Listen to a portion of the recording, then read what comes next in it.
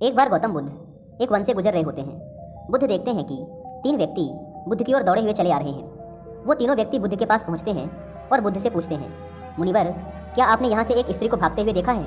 बुद्ध कहते हैं, नहीं, मैंने तो यहाँ से किसी भी स्त्री को भागते हुए नहीं देखा। बुद्ध आगे पूछते हैं, परंतु आप तीनों इतने परेशान क्यों हो? वे व्यक्ति कहते हैं, वो स्त्री एक डायन थी, वो हमारा सारा धन लेकर भाग गई। बुद्ध कहते हैं, अकारण ही वह तुम्हारा सारा धन लेकर भाग गई? वे तीनों व्यक्ति कहते हैं, अकारण तो नहीं, हम तीनों उस स्त्री को आमोद प्रमोद के लिए लाए थे, परंतु उसने हम तीनों को ही मदिरा पिला पिला कर बेहोश कर दिया और फिर हमारा सारा धन लेकर वहाँ से भाग गई। यह सुनकर बुद्ध मुस्कुराते हैं और कहते हैं, अच्छा है, उसने तुम्हारा कुछ बोझ हल्का कर दिया। यह सुनकर उन तीनों में से एक व्यक्ति को क्रोध आ जाता है और वह गुस्से में चिल्लाकर बुद्ध से कहता है, अरे तुम हमारा उपहास उड़ा रहे हो, तुम्हें पता भी है वह धन कितना था? इतना धन तुमने आज तक स्वप्न में भी नहीं देखा होगा। वह व्यक्ति यह बात नहीं जानता था कि बुद्ध बनने से पहले एक राजा के पुत्र थे जिनके पास धन की कोई सीमा नहीं थी। बुद्ध कहते हैं, वो स्त्री तो अभी भी तुम्हारा सबसे कीमती धन लूट रही है और तुम कुछ भी नहीं कर पा रहे हो। उन तीनों व्यक्तियों ने आश्चर्य से कहा, परंतु ये कैसे हो सकता है? धन तो उसने हमारा कल रात लूटा था, पर आप ये क्यों कह रहे हैं कि वो अभी भी हमारा धन लूट रही है? बुद्ध कहते हैं, धन उसने भूतकाल में लूटा था, लेकिन तुम उसके बारे में सोचकर अपना वर्तमान गंवा रहे हो।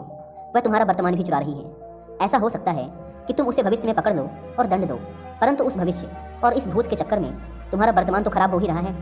और यही सबसे बड़ी समस्या है, तुम भूतकाल का बोझ उठाए उस भविष्य को बदलने का प्रयास कर रहे हो जो अनिश्चित है, और खो रहे हो अपने वर्तमान को।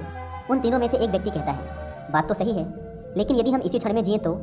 बुद्ध कहते हैं, यदि तुम इसी क्षण में जी पाए तो तुम अपने आप को जान पाओगे और अपने सारे दुखों का कारण भी जान पाओगे। उन तीनों में से एक व्यक्ति हंसते हुए कहता है, क्या आप अपने आप को जान पाए? और अगर जान भी पाए तो उससे क्या बदल गया? उन तीनों व्यक्तियों में से एक के पास बांसुरी होती है।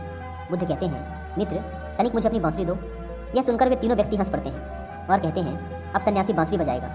बुद्ध बांसुरी लेते हैं और बजाना शुरू करते हैं। जैसे ही बुद्ध बांसुरी बजाना आरंभ करते हैं, आसपास के पेड़ पौधों में बैठे पक्षी बुद्ध के आसपास मंडराने लगते हैं और वो तीनों व्यक्ति भी बुद्ध की बांसुरी की धुन में पूरी तरीके से खो जाते हैं। कुछ देर बाद बुद्ध बांसुरी बजाना बंद कर देते हैं, परंतु अभी भी वो तीनों व्यक्ति बुद्ध को एकटक देखे जा रहे थे, क्योंकि उन्होंने आज से पहले इतनी मधुर बांसुरी कभी नहीं सुनी थी। वे व्यक्ति बुद्ध से पूछते हैं, आप इतनी मधुर बांसुरी कैसे बजा पाते हैं? बुद्ध कहते हैं, यदि तुम भी इतनी मधुर बांसुरी बजाना चाहते हो तो बांसुरी पर ध्यान न लगाकर अपने जीवन के ऊपर ध्यान लगाओ, अपने आप को जानने के ऊपर ध्यान लगाओ।